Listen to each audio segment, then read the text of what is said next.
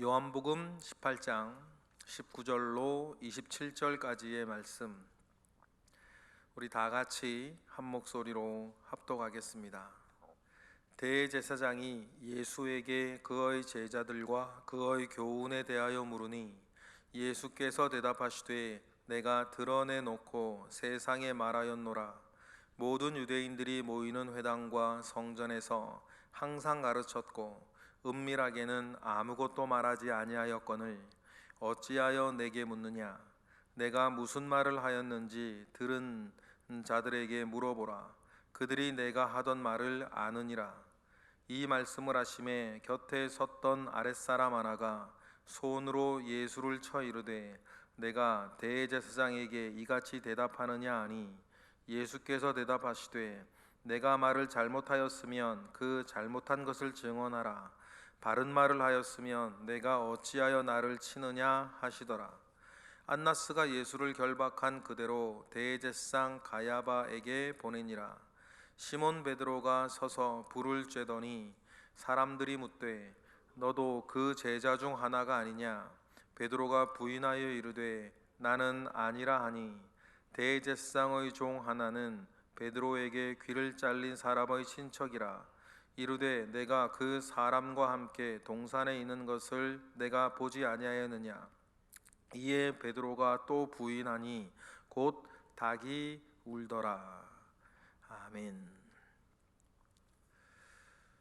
오늘 우리가 읽은 본문에는 흔들리는 베드로 그리고 대제사장 안나스에게 신문을 받고 있는 예수님에 대한 이야기 두 축으로 오늘 본문을 진행되고 있습니다.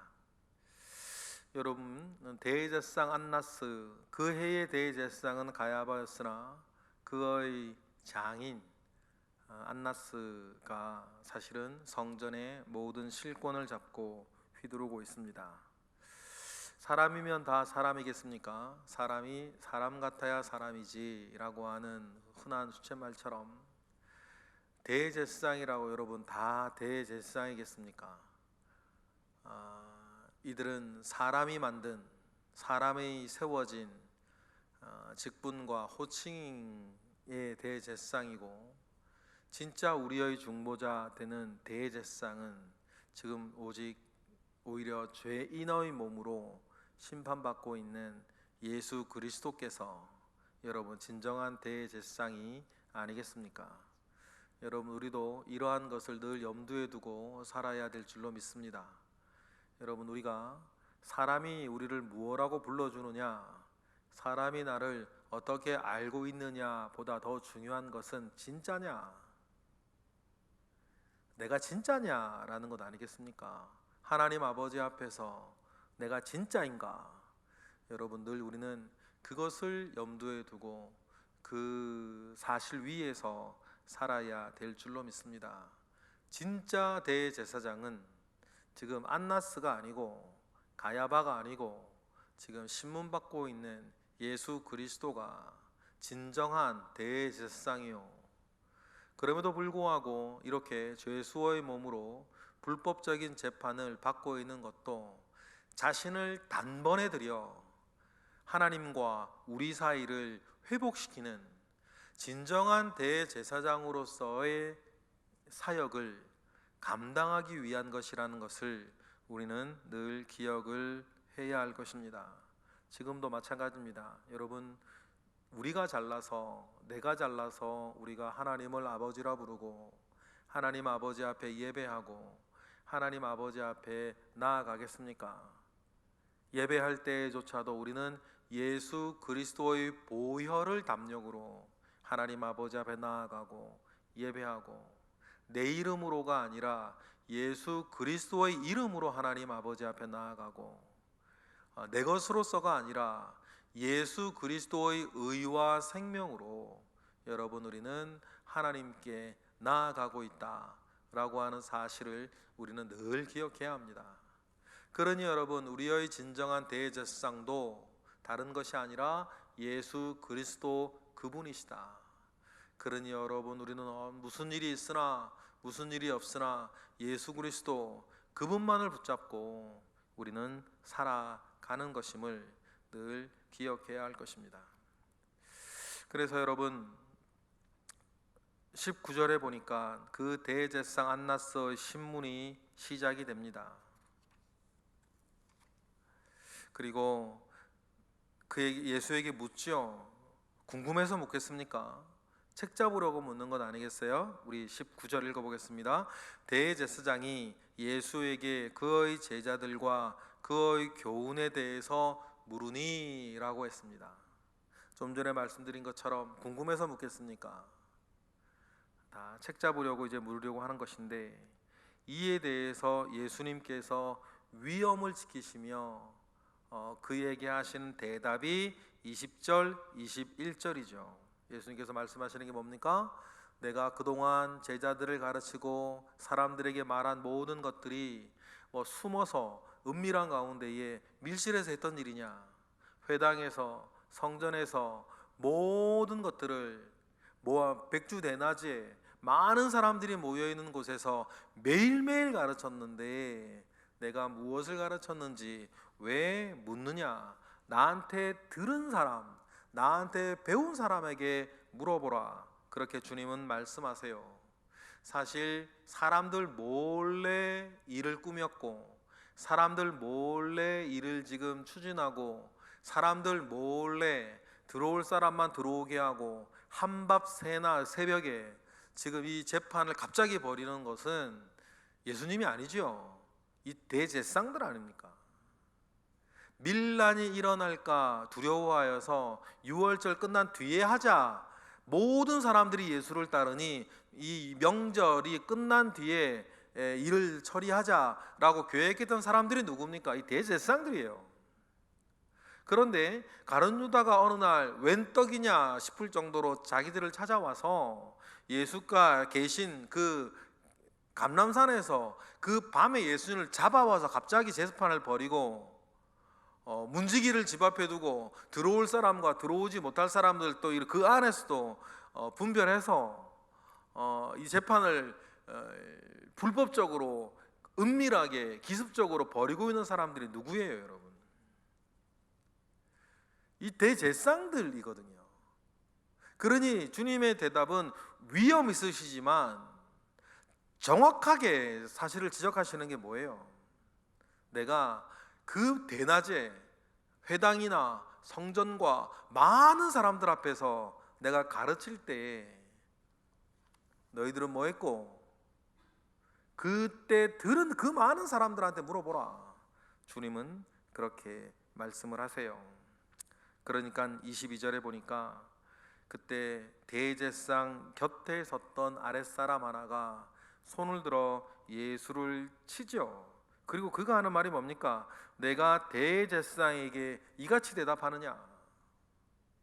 진정한 대제사장이 누군지 알지 못하는 이 어두운 이 사람은 손바닥으로 예수를 치며 그렇게 대제사장 앞에서 말 조심하라, 불손한 태도를 보인다, 그렇게 하면서 예수를 치십니다. 마태복음 26장에 보면 예수님이 이렇게 치실 때 그때 막 그냥 한 대에게 친 게 아니고 얼굴에 침을 뱉고 또 주먹으로 얼굴을 때리고 손바닥으로 예수를 치면서 네가 그리스도냐? 그렇다면 선지자 노릇을 하라 라고 하면서 얼굴을 치고 얼굴을 주먹으로 치고 막 침을 뱉기요 얼굴에 뱉고 하면 이제 여러 가지 막 눈도 가려지고 얼굴도 가려지고 하겠죠. 그때 손바닥으로 예수를 치면서 네가 그리스도면 선지자 노릇을 한번 해와라 라고 하면서 우리 중에 누가 때렸냐 라고 놀리고 조롱하고 이런 일들이 있었다라고 마태복음 26장은 또 기록하고 있습니다. 그런 와중에 주님께서 하시는 말씀이 23절이죠. 읽어보겠습니다. 예수께서 대답하시되 내가 말을 잘못하였으면 그 잘못한 것을 증언하라. 바른 말을 하였으면 내가 어찌하여 나를 치느냐 하시더라. 이렇게 이야기를 대답을 하셔요. 예수님은 끝까지 뭐라 그럴까요? 위엄을 잃지 않으셔요. 예수님께서 지금 오히려 안나스에게 두 번의 질문을 하셨습니다.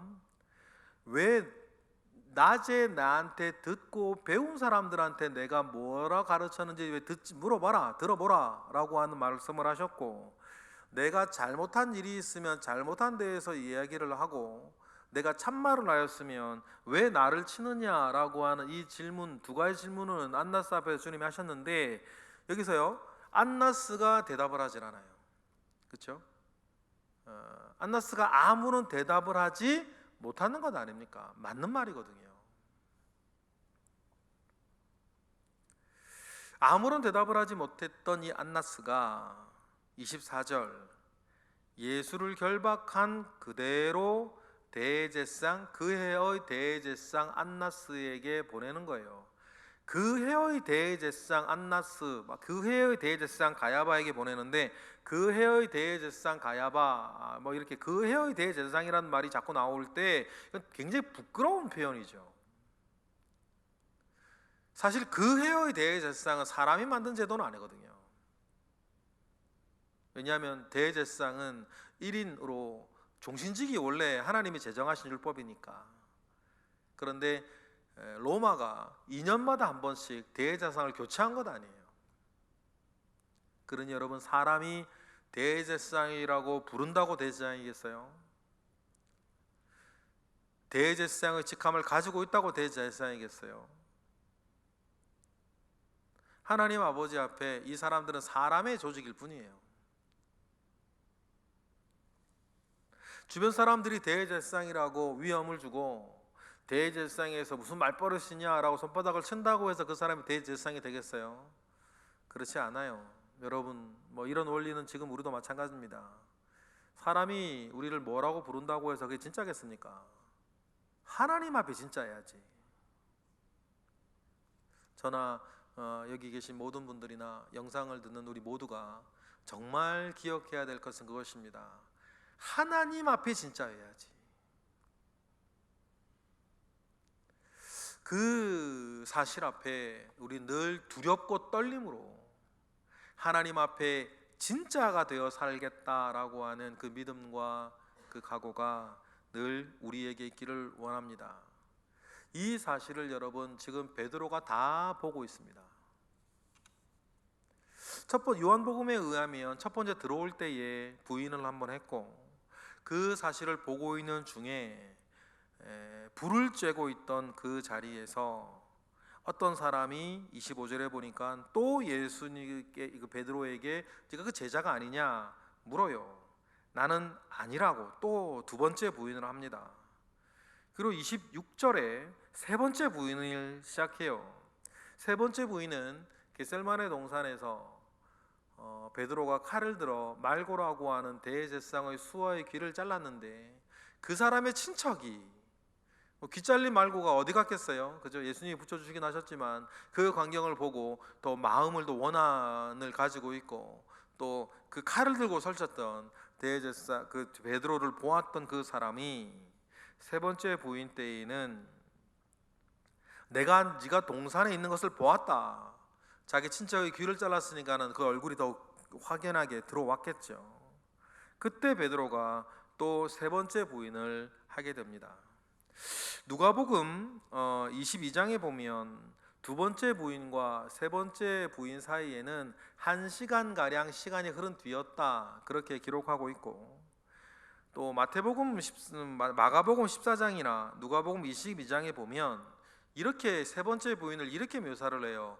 베드로가 저주하며 맹세하고 예수를 부인한다, 이 얘기를 했어요. 여러분,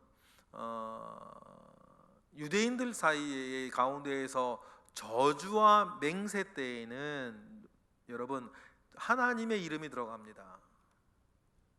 맹세할 때에는 하나님의 이름으로 맹세를 하지 않습니까? 그러니 이 성경 어느 곳에서는 하나님의 이름으로 함부로 맹세하지 말아라, 그렇게 율법으로 말씀으로 정할 정도죠.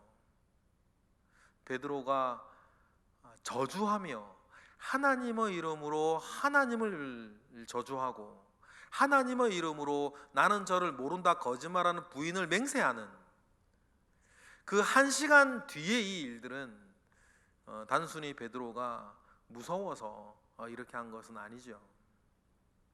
재판을 받는 모든 과정을 보면서 베드로가 실망하고 베드로가 시험에 든 거 아니겠습니까? 여러분, 우리도 이렇게 시험에 들고 실망할 때가 왜 없겠습니까? 우리도 있습니다. 그러나 여러분, 꼭 기억하셔야 되는 것은 뭐냐면, 내게 지금 쏟아지고 있는 이 실망이 정말 바른 것이냐, 아니면 내 오해와 내 착각과 자기 우물에 빠진 개구리와 같은 심정 가운데서 실망하고 있냐라고 하는 것들도 여러분, 우리는 생각해 보아야 할 거예요. 지금 베드로가 보고 있는 모든 광경은 이미 주님께서 몇 차례에 걸쳐서 이런 일들이 일어날 것이다. 그리고 심지어는 구체적으로 베드로를 지목하여서도 네가 닭이 2번 울기 전에 내가 나를 3번 부인할 것이다 라고 주님께서 이미 말씀을 해 주신 부분 아닙니까? 그때 베드로는 결단코 다른 사람은 다 주를 버릴지라도 나는 내 목숨을 걸고 주님을 지킬 것이다 라고 말을 했던 베드로입니다. 그리고 나름 애도 썼죠. 나름 애도 썼어요. 그런데 재판받는 과정에서 그 사람들에게 매를 맞고 희롱을 당하는 그 광경을 이렇게 보면서 베드로가에게 찾아온 그 좌절과 실망은 베드로를 지금 저주하고 맹세하며 예수를 부인하고 있는 것입니다. 그런데 감사한 건 뭡니까? 27절 말씀에 이에 베드로가 또 부인하니 곧 닭이 울더라 이렇게 되어 있는 거죠. 요한복음은 이렇게 끝이 나는데 누가복음 22장에는 뭐라고 기록합니까? 그때 주님의 말씀이 생각나서 네가 나를 부인할 것이다 라고 하는 말씀이 베드로에게 뭐해서요? 생각나서 밖에 나가 심히 울고 통곡하더라 라고 마태복음이나 누가복음은 기록하고 있습니다. 여러분, 이때 그 생각난 말씀이 베드로를 살린 것이다. 그리고 우리가 지금 알고 있는 그 베드로가 된 것이다 라고 하는 것도 여러분, 우리는 기억해야 할 것입니다. 이 생각나게 하시는 이 일을 누가 하십니까? 성령께서 하시는 것 아닙니까? 성령께서 하시는 일은 우리를 가르치시고 주님께서 하셨던 그 모든 말씀을 생각나게 하는 것이 성령의 일이기 때문입니다. 그래서 우리로 하여금 바른 길로 가게 하고 바른 자리에 서게 하여 우리를 영육간에 지키는 그 일들은 성령이 하신다. 그러니 우리도 언제 어느 때에 누구와 무슨 일을 한다 하더라도 내가 가야 할 길을 성령이 생각나게 하시고 내가 해야 할 일을 성령이 생각나게 하시고 내가 어디서 무엇을 해야 하는지 생각나게 하시는 성령을 붙잡고 의지하여서 우리도 내가 있어야 할 곳에 있게 하시고 내가 해야 할 일을 하게 하시고 내가 회복하게 하시고 다시 일어나게 하시며 다시 시작하게 하시는 은혜를 늘 덧입으며 살아가는 우리 모두가 되기를 바랍니다. 그런 성령을 사모하고 의지하지 않고 나는 할 수 있다고 생각하는 사람은 꼭 누구냐면 겟셀만의 동산 전 자기를 확신하고 자기를 과신하고 있는 베드로와 같은 입장이 있는 사람 아니겠습니까? 여러분, 우리로서는 되는 게 아닙니다. 그러니 늘 우리는 성령을 의지하고 성령을 구하며 나를 지켜달라고, 나를 인도해달라고, 나를 하게 해달라고 늘 성령의 인도하심과 성령이 주시는 힘을 입고 살아가시는 저와 여러분 되시기를 주님의 이름으로 축복합니다. 기도하겠습니다. 할렐루야. 하나님, 감사와 영광을 올려드립니다. 주님의 은혜가 우리 가운데 있습니다.